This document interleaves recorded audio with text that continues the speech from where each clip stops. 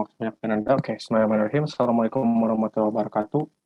Ya, tadi kita habis mendengarkan ya materi yang luar biasa tadi oleh Fariski ya tentang beberapa pandangan ya, meluruskan beberapa pandangan kita tentang body language ya dalam public speaking dan juga pentingnya. Begitu juga tadi ada juga beberapa pertanyaan yang menarik juga ya bagi kita untuk kita simak karena itu juga merupakan beberapa tips yang berguna untuk kita melakukan public speaking.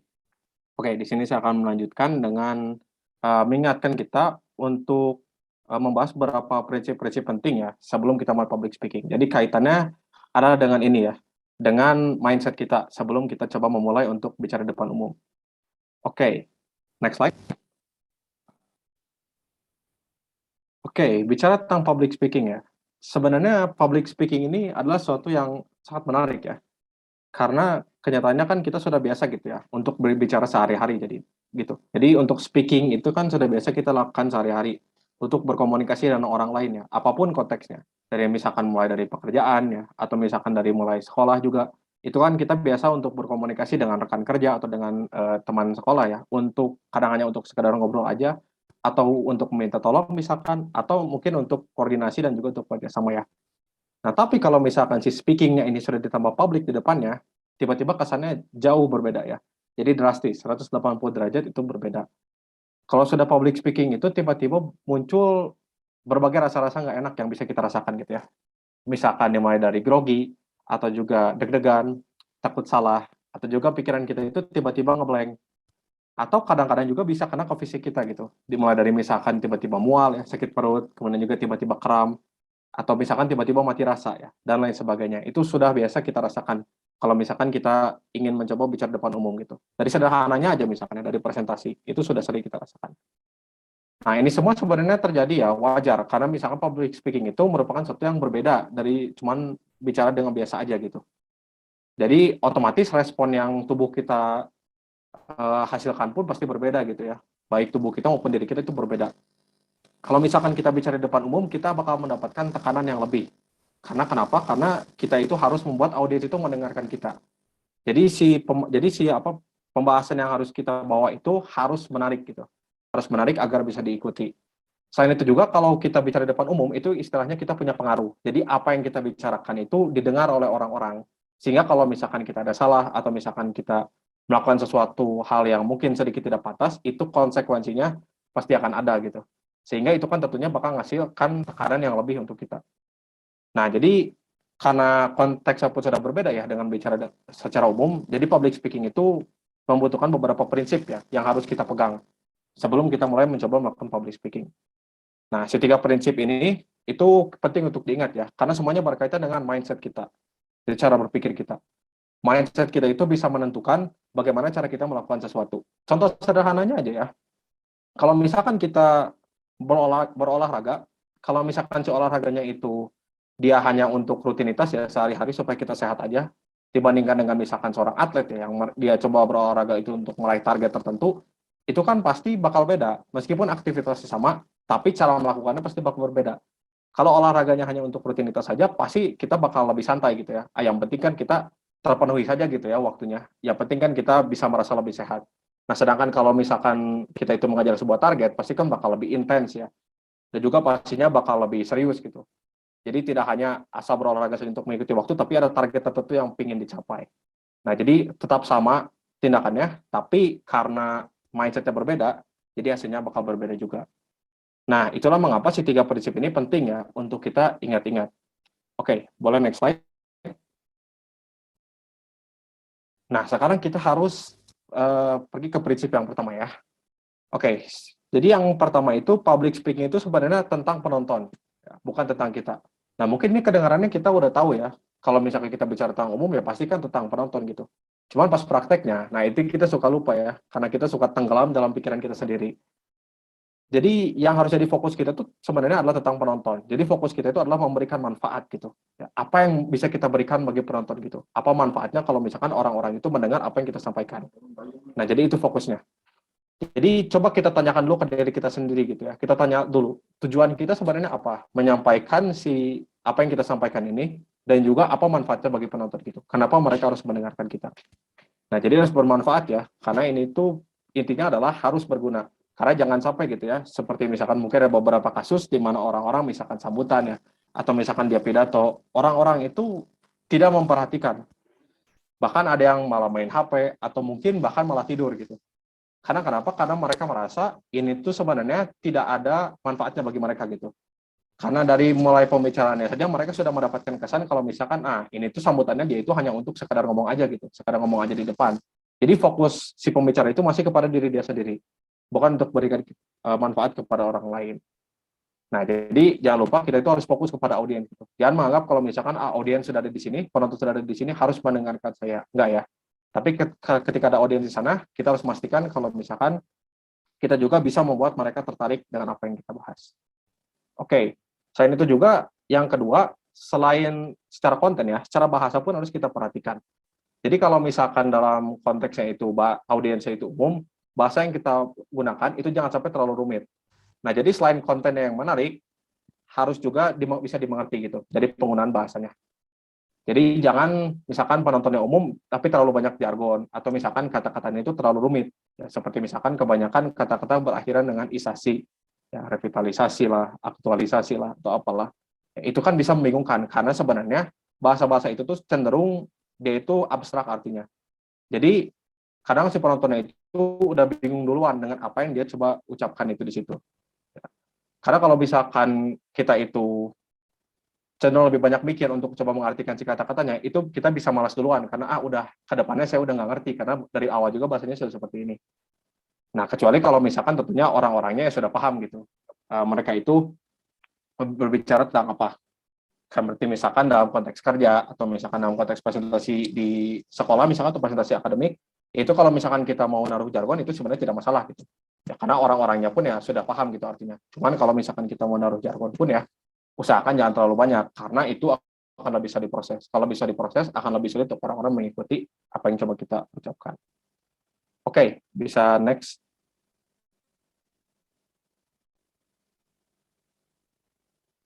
Oke, sekarang prinsip kedua kita lanjut. Public speaking itu sebenarnya harus terencana ya, jangan asal bicara. Nah, ini juga penting ya untuk kita ingat-ingat. Kita kembali lagi ke contoh yang sambutan tadi. Kadang-kadang ketika orang bicara sambutan ya, ini juga mungkin pengalaman saya beberapa kali ketika memberikan sambutan di HIMA, itu seperti ini juga kadang-kadang ya. Jadi segala macam itu kita sampaikan gitu. Jadi terlalu keluar topik bahasanya, terlalu ngalor ngidul istilahnya. Jadi misalkan sambutannya mungkin tentang orang-orang yang mungkin sebelum mulai lomba, tapi ceritanya jauh. Jadi misalkan mau cerita tentang teman, atau misalkan mau cerita tentang orang-orang lain misalkan ya. Jadi malah cerita tentang kehidupan dia sendiri. Padahal kan konteksnya itu cuma sekedar ngasih sambutan aja gitu ya, untuk audiensnya supaya bisa mendengarkan apa yang bisa mereka dengar di sana. Tapi justru malah jadi kejauhan bahasanya.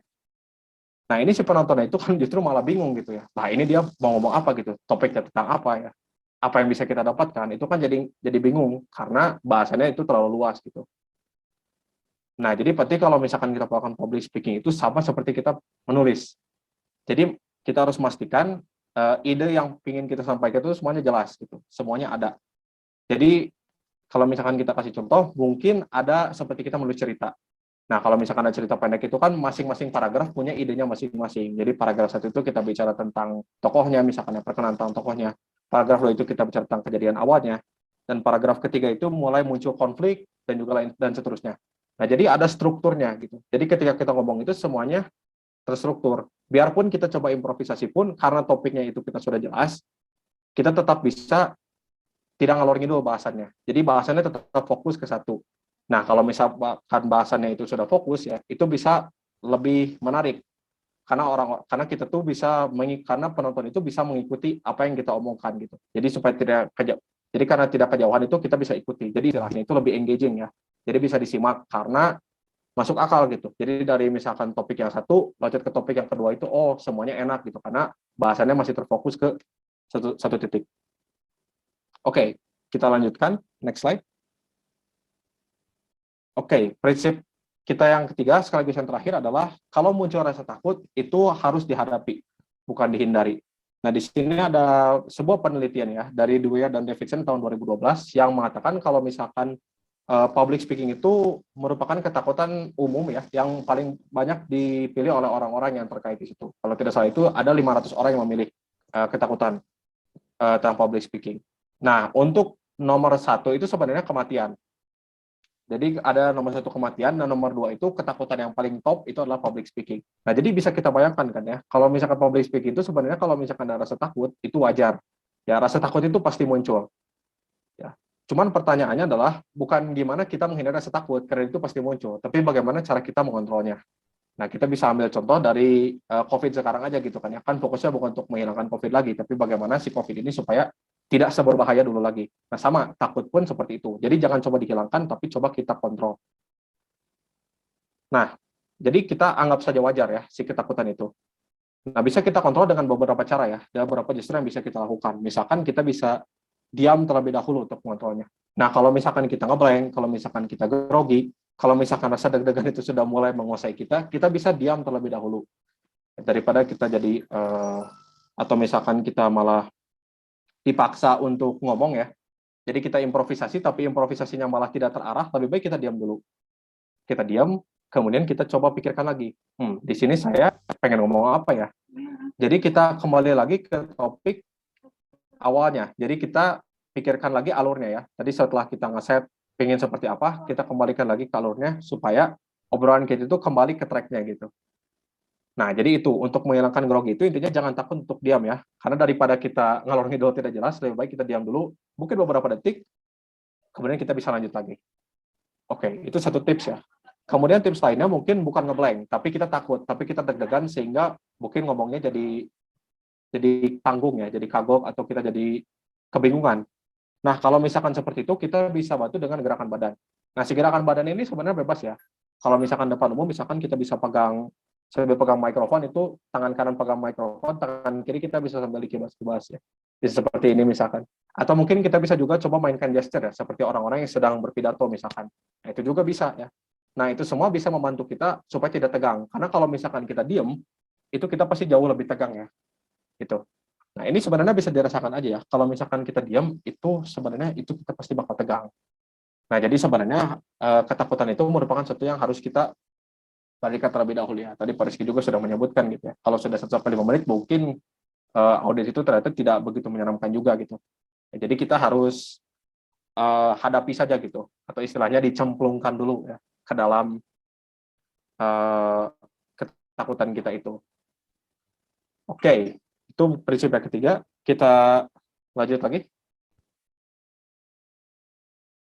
Oke, sekarang kita ke bagian penutup ya. Kita tadi sudah bahas 3 prinsipnya, yaitu prinsip yang pertama adalah tentang penonton, bukan tentang kita, jadi ini berkaitan dengan tujuan. Yang kedua, terencana, jangan asal, jadi ini bagaimana cara kita untuk melakukan public speaking. Dan yang ketiga, hadapi, bukan hindari. Nah, ini bagaimana cara kita untuk melihat permasalahan yang mungkin terjadi ketika kita mencoba melakukan public speaking, atau kita coba bicara di depan umum ya. Nah, tapi inti dari semua prinsip tadi adalah tentang mindset kita. Ya. Jadi kita itu harus memiliki sebuah mindset yang tepat, dan prinsip-prinsip ini membantu kita untuk membuat mindset yang tepat, sehingga ketika kita berbicara di depan umum, kita bakal bisa bicara dengan lebih lancar, karena kita sudah mempunyai mindset yang tepat. Oh ya, jadi ketika saya berbicara itu bukan cuma untuk memuaskan diri saya aja, bukan cuma supaya untuk keren, tapi juga untuk bisa diperhatikan untuk orang-orang misalkan. Oh ya, ketika saya berbicara itu lebih baik kita dirapihkan dulu misalkan bahasannya, supaya tidak terlalu ngalor ngidul kemana-mana misalkan. Atau, wah, takut itu sebenarnya tidak masalah ya, karena semua orang tuh menghadapi ketakutan dalam public speaking. Jadi pertanyaannya adalah gimana cara kita mengontrolnya. Nah, jadi sehingga kita pun bisa bicara lebih lancar dan juga bisa menyampaikan manfaat, bisa menyampaikan kegunaan dengan sebaik mungkin kepada para audiens kita. Nah, itu sebenarnya itu kuncinya. Nah, jadi di sini ada sebuah kutipan juga ya, yaitu public speaking is not about taking, it's about giving. Nah, jadi public speaking itu intinya bukan tentang apa yang kita mengambil sesuatu dari orang lain ya. Jadi bukan tentang diri kita sama sekali, tapi tentang apa yang bisa kita berikan. Tapi kalau misalnya kita bicara dengan apa yang kita bisa berikan, tentunya ini berkaitan dengan orang lain. Mereka harus bisa memahami apa yang harus kita ucapkannya. Dan juga kita pun harus bisa menyampaikannya dengan sebaik mungkin. Supaya apa? Supaya orang-orang pun bisa menyimak kita dari awal. Supaya muncul sebuah kesan yang baik ketika kita menyampaikan apa yang kita sampaikan. Oke, mungkin sekian dari saya. Terima kasih banyak atas perhatiannya. Assalamualaikum warahmatullahi wabarakatuh. Tapi sebelumnya, setelah ini mungkin akan ada sesi Q&A dulu untuk 5 menit ya. Kalau misalkan ada pertanyaan mungkin boleh langsung ditanyakan saja. Oke, terima kasih Manda atas presentasinya yang biasa bermanfaat ya tentang prinsip-prinsip sebelum melakukan public speaking. Nah, sebagaimana yang dikatakan oleh Manda, mari kita mulai sesi Q&A. Para peserta bisa menyalakan atau menekan fitur raise hand, kemudian akan diperbolehkan untuk membacakan pertanyaannya oleh saya atau oleh saudara Imanda sendiri. Dengan ini sesi Q&A dimulai. Mungkin sambil menunggu pertanyaan, saya bisa nanya-nanya dulu nih ya ke saudara Iman ya. Boleh. Boleh ya? Kalau menurut saudara Imanda sendiri, dari 3 prinsip yang sudah Anda sebutkan tadi, prinsip paling mana yang paling susah untuk ditanamkan ke diri kita? Nah, yang paling susah untuk ditanamkan ya. Oke, kalau yang paling susah ditanamkan itu sebenarnya nomor 1 ya. Karena tadi seperti yang saya bilang juga, kita tuh suka tenggelam dalam pikiran kita sendiri gitu. Jadi ketika kita mulai public speaking, itu kadang fokusnya supaya, ini gimana, yang penting saya lancar aja gitu ngomongnya. Jadi kita tuh kadang nggak kepikiran dulu ke si audiens ya, tapi kita malah masih cenderung mikirkan diri sendiri gitu. Yang penting saya lancar aja gitu ngomongnya. Atau, yang penting ini bahasanya bisa tersampaikan gitu. Karena bahasanya enak untuk saya sampaikan gitu misalkan. Nah, dari pemilihan materi pun juga ya, kadang ini masih cukup susah gitu. Karena kita tuh kadang lebih cenderung bias ke apa yang kita pingin omongkan dibandingkan dengan apa yang mungkin lebih banyak dibutuhkan oleh orang-orang gitu. Jadi menurutku sih prinsip nomor 1 itu paling susah untuk dipraktekkan. Wah, terima kasih atas jawabannya. Ternyata prinsip yang paling susah nomor 1 ya. Tapi saya yakin dengan usaha yang kuat dari diri kita, dengan niat yang besar juga, kita akan bisa menanamkan prinsip-prinsip tersebut sesulit apapun itu. Nah, sekali lagi, apabila ada yang ingin menanyakan pertanyaan, bisa menekan fitur raise hand. Kemudian bisa menyalakan mic-nya atau memberikan pertanyaan lewat chat box ketika diperbolehkan oleh co-host atau pembicaranya. Ya, baik, silakan. Ada yang ingin bertanya? Kalau tidak ada, mungkin kita coba diskusi dulu aja ya untuk waktu sisanya. Boleh. Ya, menurut Mbak co-host sendiri ya, menurut Miranda sendiri, dari 3 prinsip tadi yang susah yang mana? Apa setuju sama saya nomor 1 tadi? Menurut saya sih beda ya. Kalau mujur, kalau saya setiap kesulitan melakukan public speaking, prinsip nomor 3, hadapi bukan hindari. Soalnya saya bukan tipe orang yang selalu beruntung ya. Jadi saya benar-benar selalu mengantisipasi gitu. Wah, nanti public speaking harus nyiapin apa aja nih gitu ya. Materi yang sudah ada. Harus komunikasi juga sama si operator yang mengatur si PowerPoint-nya gitu. Bahkan tadi sebelum saya kesini kalau mujur sempat mati listrik ya di rumah saya itu. Itu menjadi pelajaran untuk saya juga untuk selalu menghadapi masalah saya. Ya. Kalau takut mungkin saya harusnya mundur gitu ya, tapi saya berusaha menghadapi masalah saya sekarang gitu. Nah, dari rumah saya yang mati listrik itu, saya berusaha mencari jalan keluar, yaitu dengan pergi ke rumah-rumah ya teman kakak saya atau yang saya kenal gitu, untuk bisa kembali ke acara ini. Jadi mungkin menurut saya prinsip yang paling sulit, prinsip yang ketiga ya, untuk menghadapi masalah bukan menghindarinya. Karena setiap orang punya masalahnya sendiri dan belum tentu bisa diselesaikan saat itu juga. Nah, ya. Nah, itu juga benar ya. Itu jadi nomor 3 itu bisa ya. Oke. Perspektif yang menarik. Nah, by the way ini ada yang raise hand ya. Untuk Saudara Novan, ada pertanyaan? Apakah masih boleh bertanya? Waktunya gimana? Masih cukup ya 1 pertanyaan? Kalau untuk 1 cukup ya. Oke. Nah, boleh Saudara Novan. Oke, terima kasih Miranda dan Iman. Jadi saya ingin bertanya mengenai tentang orang ya yang masih mempunyai mindset kalau misalkan menjadi public speaker itu yang penting beres gitu kan. Tapi mereka nggak paham sama prinsipnya gitu. Jadi bagaimana cara mengubah mindset orang tersebut dengan dengan memperhatikan si audiensnya, nggak cuma egois untuk dirinya sendiri gitu. Itu aja sih. Oke. Suka mindset asal beres ya. Oke, karena jujur itu karena enak ya.